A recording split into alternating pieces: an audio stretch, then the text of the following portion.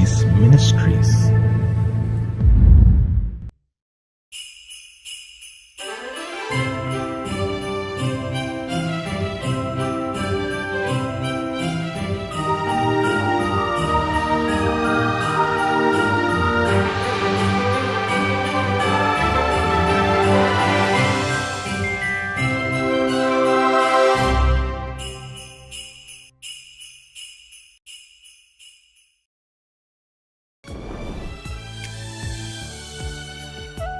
கர்த்தரை நம்புகிறவனோ உயர்ந்த அடைக்கலத்திலே வைக்கப்படுவான். நீதிமொழிகள் 29:25.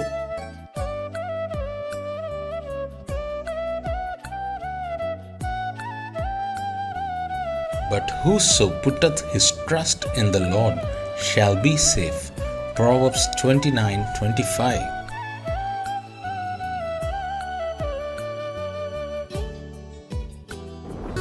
கர்த்தருடைய பரிசுத்த நாமம் மகிமைப்படுவதாக. மகிழ்ச்சிகரமான கடைசி மாதத்தில் காட் கோ சீஸ் மினிஸ்ட்ரி சார்பாக உங்களை சந்திப்பதில் பெரும் மகிழ்ச்சி அடைகிறேன். இந்த ஆண்டு முழுவதும் தேவனாகிய கர்த்தர் நம்மையும் நம் குடும்பத்தையும் கிருபையால் தாங்கி நடத்தியிருக்கிறார். நம்முடைய போக்கிலும் வரத்திலும் நம்முடைய பிரயாணங்களிலும் கர்த்தர் நமக்கு துணையாயிருந்தது மாத்திரமல்ல, நம்முடைய பலவீனங்களிலே தம்முடைய வார்த்தையை அனுப்பி பலப்படுத்தியிருக்கிறார்.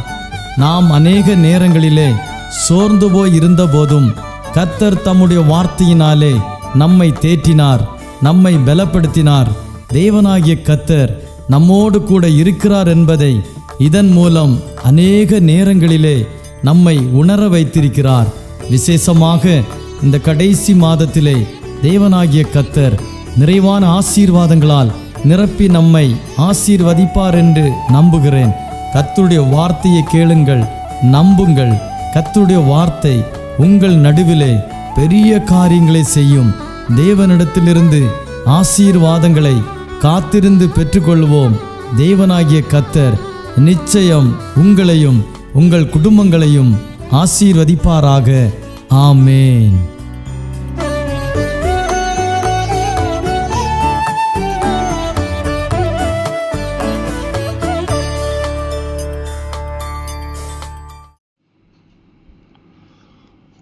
கர்த்தருடைய பரிசுத்த நாமத்திற்கு மகிமை உண்டாவதாக. கிறிஸ்துக்குள் மிகவும் பிரியமானவர்களே, நமது ஆண்டவரும் கர்த்தரும் இரட்சகருமாகிய இயேசு கிறிஸ்து நாமத்தில் உங்கள் அனைவரையும் அன்பாய் வாழ்த்துகிறேன். தேவனுடைய மட்டற்ற கிருபையினாலே இந்த 2024 வருஷத்தின் 11 மாதங்களை கடந்து 12வது மாதத்திற்குள் பிரவேசிக்க செய்த தேவனை நன்றியோடு ஸ்தோத்திரிக்கிறேன். கிருபையினாலே நாம் அனைவரையும் சுகபத்திரமாய் பாதுகாத்து சுகத்தோடும் பலத்தோடும் இந்த நாளை நம்ம தந்தமைக்காக கர்த்தரை ஸ்தோத்திரிக்கிறேன். மீண்டுமாய் இந்த 2024 வருஷம் சீக்கிரமாய் கடந்து போகிறது. மீண்டுமாய் ஒரு புதிய வருஷம் ஆரம்பிக்க இருக்கிறது. கர்த்தர் தாமே வருகிற வருஷத்திலும் நம்மை கிருபையாய் நடத்தி காப்பாராக. வருகிற புதிய வருஷம் கூட நமக்கு எல்லாவற்றிலும் ஆசீர்வாதமாக இருக்கும்படி நாம் ஜெபித்துக் கொள்வோம். ஆமேன். கர்த்தர் நம்மை ஆசீர்வதித்து நம்மை ஒவ்வொரு நாளும் நடத்துவாராக. ஆமேன். இன்றைய தியானத்திற்காக தெரிந்து கொண்ட வசனம் 2 தீமோத்தேயு 2:22 வாசிக்கிறேன், கேளுங்கள். அன்றியும் பாவத்துக்குரிய இச்சைகளுக்கு விலகி ஓடி சுத்த இதத்தோடே கர்த்தரை தொழுது கொள்ளுகளுடனே நீதியையும் விசுவாசத்தையும் அன்பையும் சமாதானத்தையும் அடையும்படி நாடு என்று எழுதப்பட்டிருக்கிறது. ஆமேன். அப்போஸ்தலனாகிய பவுல் தீமோத்தேயுவுக்கு 2ஆம் முறை நிருபம் எழுதும்போது ஒரு தகப்பன் தன் குமாரனுக்கு அறிவுரைகளையும் புத்திமதிகளையும் ஆலோசனைகளையும் எழுதி தெரிவிப்பது போல அப்போஸ்தலனாகிய பவுல் தீமோத்தேயுவுக்கு அநேக புத்திமதிகளையும் அறிவுரைகளையும் ஆலோசனைகளையும் இந்த நிருபத்தில் எழுதியுள்ளார். அதில் ஒன்றுதான் நான் வாசித்த குறிவாக்கியத்தில் உள்ளவை. அதாவது சுத்த இருதயத்தோடே கர்த்தரை தொழுது கொள்ளுடனே நீதியையும் விசுவாசத்தையும் அன்பையும் சமாதானத்தையும் அடம்படி நாட வேண்டும் என்று. ஆமேன். அதாவது சுத்த இருதயம் உள்ளோடு தான் ஐக்கியம் வைத்து நீதியையும் விசுவாசத்தையும் அன்பையும் சமாதானத்தையும் அடையும்படி நாட வேண்டும் என்று குறிப்பிடுகிறார். ஒரு தேவனுடைய பிள்ளையின் வாழ்க்கையில் அல்லது ஒரு விசுவாசியின் வாழ்க்கையில் சுத்த இருதயம் மிகவும் முக்கியமானதாக கருதப்படுகிறது. ஏனென்றால் தேவனை தொழுது கொள்வதற்கு சுத்த இருதயம் மிகவும் தேவை. பரிசுத்தமில்லாமல் ஒருவனும் கர்த்தரை தரிசிப்பதில்லையே என்று எபிரேயருக்கு எழுதின நிருபத்தில் 12ஆம் அதிகாரம் 10ஆம் வசனத்தில் வாசிக்கிறோம். இருதயத்தில் சுத்தமுள்ளவர்கள் பாக்கியவான்கள், அவர்கள் தேவனை தரிசிப்பார்கள் என்று மத்தேயு 5ஆம் அதிகாரம் 8ஆம் வசனத்தில் இயேசு மலை பிரசங்கத்தில் கூறியிருப்பதை நாம் வேதத்தில் வாசிக்கலாம். நமது சரீரத்தின் அவயங்களில் இருதயமானது மிகவும் முக்கியமானது ஒன்றாக கருதப்படுகிறது. இந்த இருதயம் பொருட்களை வைத்து பாதுகாக்கிற ஒரு ஸ்டோர் ரூம் போல செயல்படுகிறது. அதுக்கு நாம் எவைகளை வைக்கிறோமோ அது அப்படியே இருக்கும். நல்லதை வைத்து வைத்தால் நல்ல இருதயமாக இருக்கும், கெட்டதை வைத்து வைத்தால் கெட்ட இருதயமாக இருக்கும். சுத்தமானவர்களை நாம் இருதயத்தில் வைத்தால் சுத்த இருதயமாக இருக்கும். அசுத்தமானவர்களை வைத்து வைத்தால் அசுத்தமான இருதயமாக இருக்கும். எபிரேயருக்கு நிருபம் 3ஆம் அதிகாரம் 12ஆம் வசனத்தில், சகோதரே, ஜீவனுள்ள தேவனை விட்டு விலகுவதற்கு ஏதுவான அவிசுவாசமுள்ள பொல்லாத இருதயம் உங்கள் ஒருவனுக்குள்ளும் இராதபடி நீங்கள் எச்சரிக்கையாயிருங்கள் என்று எழுதப்பட்டிருக்கிறது. அவிசுவாசமுள்ள பொல்லாத இருதயம் நமக்கு இருந்தால் நாம் தேவனை தரிசிக்க முடியாது, நாம் தேவனை தொழுது கொள்ள முடியாது. அது மட்டுமல்ல, அவிசுவாசமுள்ள பொல்லாத இருதயம் நம்மை தேவனை விட்டு விலக்கிவிடும். எனவே அவிசுவாசமுள்ள பொல்லாத இருதயம் நமக்குள் இராதபடி நம்மை சோதித்து அதை நம்மை விட்டு விலக்கிவிட வேண்டும். பொல்லாங்கான காரியங்களை நாம் நம் இருதயத்தில் மறைத்து வைத்திருந்தால் நம் இருதயம் பொல்லாத இருதயமாக இருக்கும். எனவே நாம் எச்சரிக்கையாயிருந்து பொல்லாங்கானவற்றை கலந்து விட்டுவிடுவோம். அப்போஸ்தலர் 5ஆம் அதிகாரம் 3ஆம் வசனத்தில் பேதுரு அவனை நோக்கி, அனனியாவே, நிலத்தின் கிரயத்தில் ஒரு பங்கை வஞ்சித்து வைத்து பரிசுத்த ஆவினிடத்தில் பொய் சொல்லும்படி சாத்தான் உன் இருதயத்தை நிரப்பினதென்ன என்று வாசிக்கிறோம். 1ஆம் நூற்றாண்டிலே பெந்தெகோஸ்தே நாளன்று சீசர்கள் மேலே இறங்கி அவளை அபிஷேகித்த பரிசுத்த ஆவியானவர் அது முதல் வல்லமையாக கிரியை செய்தார். ஏளமான ஜனங்களை சுவிசேஷத்தை விசுவாசித்து இயேசுவின் சீசர்களாக மாற்றினார். ரட்சிப்பை சுதந்திரித்தார்கள். சபைகள் பெருகின. தேவவசனம் விருத்தியடைந்தது. சீசர்களில் சிலர் தங்களுக்கு இருந்த காணியாட்சியை விற்று அப்போஸ்தலருடைய பாதத்திலே கொண்டு வைத்தார்கள். அனனியா என்னும் பேருள்ள ஒருவனும் அவருடைய மனைவியாகிய சப்பீராலும் தங்கள் காணியாட்சியை விற்றார்கள்.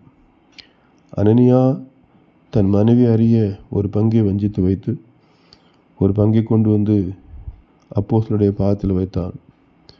அப்போதான் பேதுரு இந்த தகாத செயலை செய்த அனனியாவிடம் கண்டித்து உணர்த்தி, பரிசுத்தாவிடம் பொய் சொல்லும்படி சாத்தான் உன் இருதயத்தை நிரப்பினதென்ன என்று கேட்டான். அனனியாவும் சப்பீராலும் ஆதி சபை விசுவாசிகள்தான். மனம் திரும்பி பாவங்களை அறிக்கை செய்து விட்டுவிட்டு ஞானஸ்நானம் எடுத்தவர்கள்தான். பாவத்தை விட்டு பரிசுத்த வாழ்க்கைக்கு தங்களை அர்ப்பணித்தவர்கள்தான்.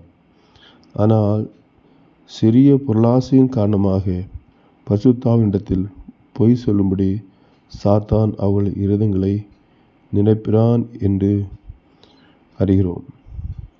அதாவது சாத்தான் தங்கள் இருதயங்களை நிரப்புவதற்கு அவர்கள் இடம் கொடுத்தார்கள் என்று பார்க்கிறோம்.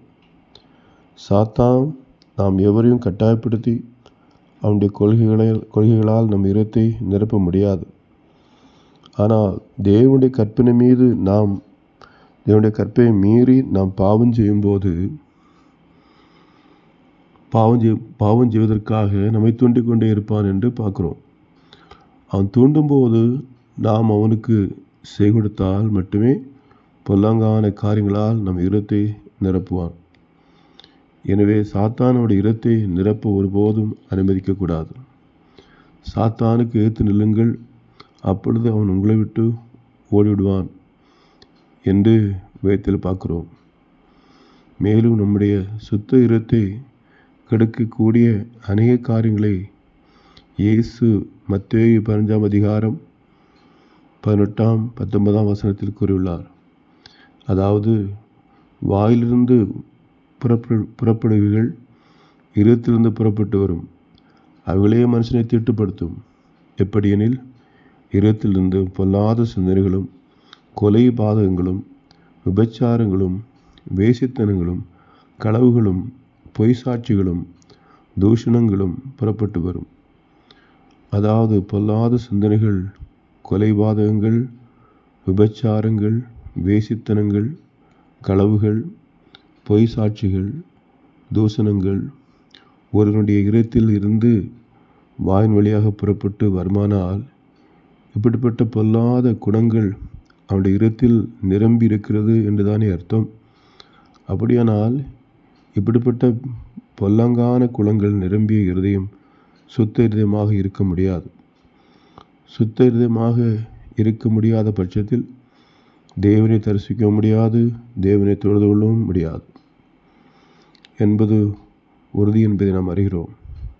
எனவே பொல்லாங்கானவர்களாகிய பொல்லாத சிந்தனைகள், விபச்சாரங்கள், வேசித்தனங்கள், கொலைபாதகங்கள், களவுகள், பொருளாசைகள், துஷ்டத்தனங்கள், கபடுகள், காம விகாரங்கள், வன்கண்கள், தூஷணங்கள், பெருமைகள், மதியேடுகள் நம் இருதயத்தை நிரப்பாதபடி நாம் ஜாக்கிரதையாய் நம் இருதயத்தை காத்துக்கொள்ள வேண்டும். அப்போதுதான் நம் இருதயம் சுத்த இருதயமாக இருக்க முடியும். அப்போதுதான் நாம் தேவனை தரிசிக்கவும் முடியும், ஆராதிக்க முடியும்.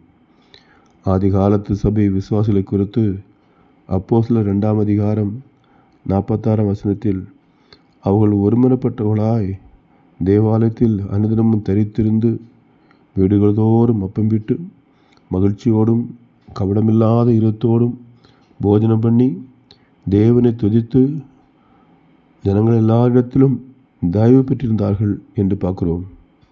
ஆமேன். ஆதி காலத்து விசுவாசிகளிடம் கபடமில்லா இருதயம் இருந்தது. அதனால் அவர்கள் இருதயம் சுத்தமாக இருந்தது.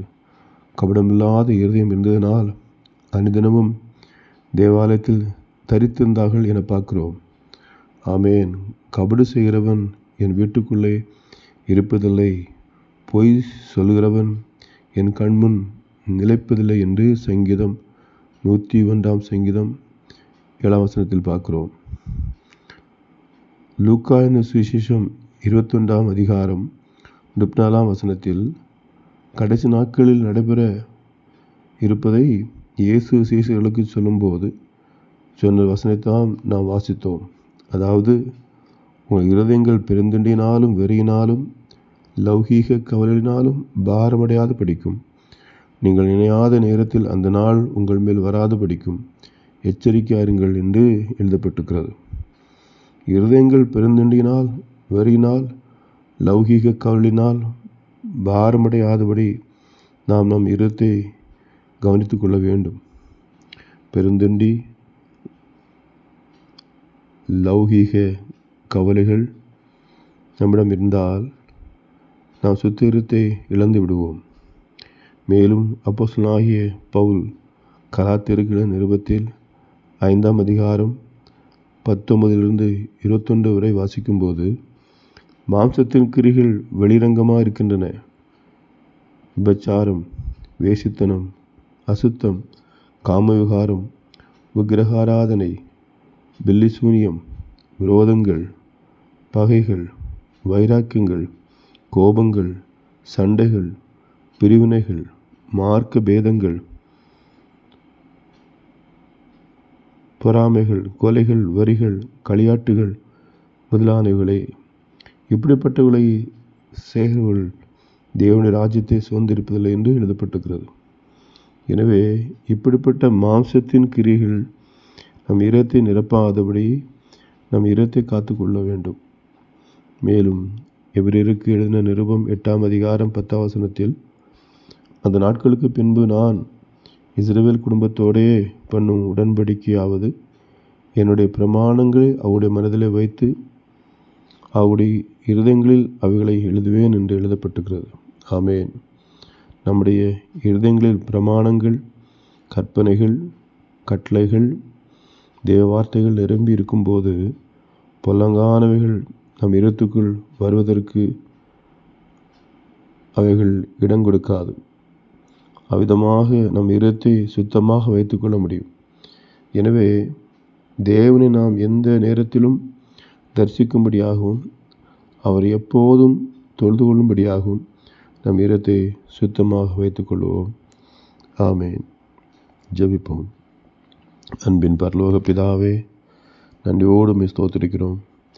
இன்றைய வசன தியானத்தின்படி பொல்லாங்கானவர்கள் ஒன்றும் எங்கள் இரத்தை நிரப்பாதபடி சுத்தமாய் எங்கள் இருதயங்களை காத்துக்கொள்ள கிருபை செய்யும். சுத்த இருதத்தோடே கர்த்தரை தொழுது கொள்ளுகளுடனே நாங்களும் சுத்த இருதத்தோடே கர்த்தரை தொழுது கொள்ள கிருபை தாரும். இயேசுவின் நாமத்தில் ஜெபிக்கிறோம் நல்ல பிதாவே. ஆமேன். ஆமேன்.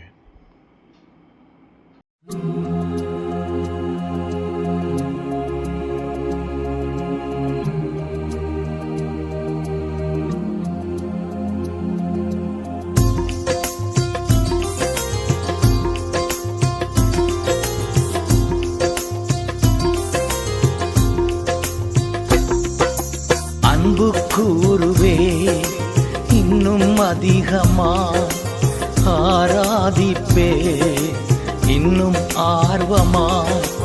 அன்பு கூறுவே இன்னும் அதிகமா, ஆராதிப்பே இன்னும் ஆர்வமா. முழு உள்ளத்தோடு ஆராதிப்பே, முழு பலத்தோடு அன்பு கூறுவே. ஆராதனை ஆராதனை ஆராதனை ஆராதனை ஆராதனை ஆராதனை ஆராதனை ஆராதனை.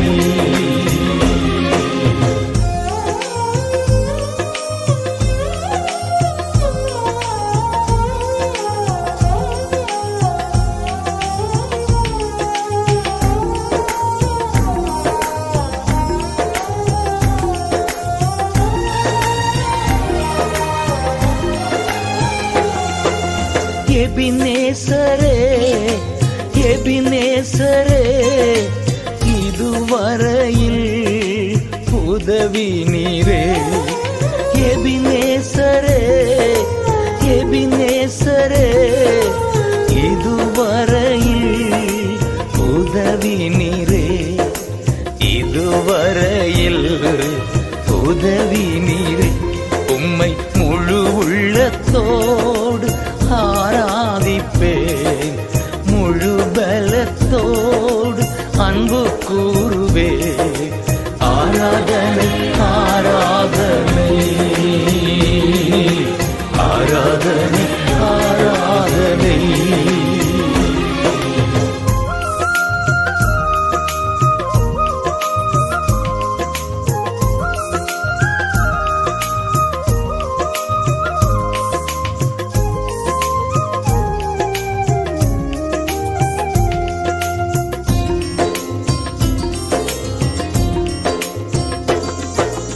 எல்ரோயி எல்ரோயி, என்னை கண்டீரே நன்றி ஐயா. எல்ரோயி எல்ரோயி, என்னை கண்டீரே நன்றி ஐயா. என்னை கண்டீரே நன்றி